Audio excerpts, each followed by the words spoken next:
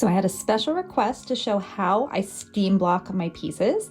So first of all, I use this steamer right here. This is a handheld steamer. We've had it for years. You can find them on Amazon. I wouldn't recommend it or not recommend it. It is what it is. It's a steamer.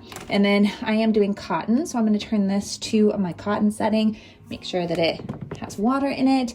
I'm going to let that heat up. And as I do, I'm going to come over here. These are blocking boards. I actually have a whole set of them, and I'm going to show you once I'm done with this step where it goes next. I do it in a different room. We're actually right now in, this is a room that is actually my closet. So we are going to, first of all, we have these little pins that come with our blocking board. I'm not actually going to be blocking it per se on this. I'm just using this as kind of a guide so that I can make sure that I don't steam it too much in one spot, because what can happen is it can actually stretch out as you steam it.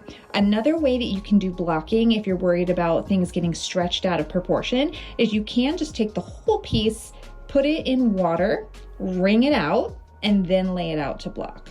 But I prefer using the steamer. All right, so we have a good steam going there. So then I'm just going to be careful of my fingers. I'm just gonna steam down the piece and across the piece, just making sure that I do get an even steam, and again, not pulling too much on any one side because I don't want to stretch it out. I also flip the piece over to make sure the steaming is consistent.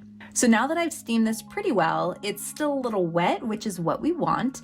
I'm gonna take it up to my blocking mats. So these are my blocking mats. I have them laid out on a table. These are my blocking pins. They're really sharp pins, but they help you keep them in place. These blocking mats are great. You can also use little kids' toys I've seen that are very similar, those little mats that you see.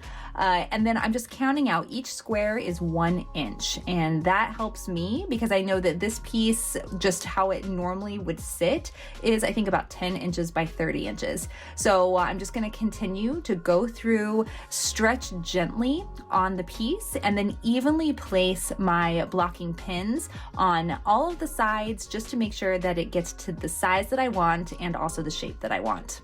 Now, if your piece is not wet enough when you do this, you can also use a spray. This one's actually for wool, but you can use just a spray bottle with water. Let it dry. This is what it's gonna look like as it's drying. And then once you've done that, it's gonna make working with your pieces so much easier. And that is how I steam block my pieces.